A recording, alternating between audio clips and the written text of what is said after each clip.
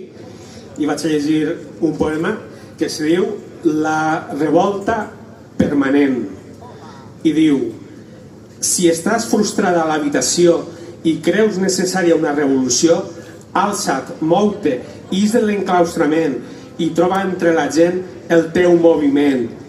La revolució no és llum momentània, no apareix per generació espontània.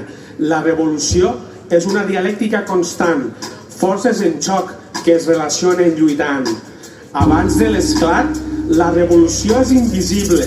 Petites subversions diàries la fan possible. A poc s'actua en la vida quotidiana, posant la microfísica del poder en la diana.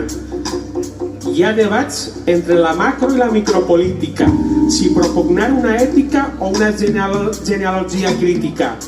Però, ja siguen grans revolucions o moleculars, sempre cal posar l'ànima en les lluites populars. De vegades s'espera una gran visibilització, una sincronització de forces, una explosió.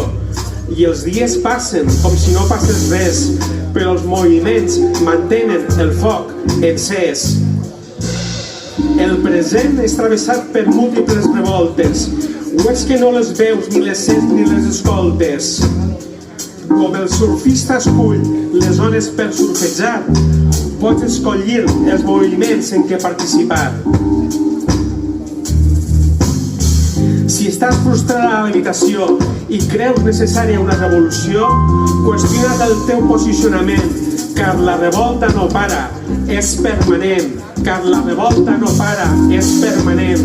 Car la revolta no para, és permanent. Moltes gràcies.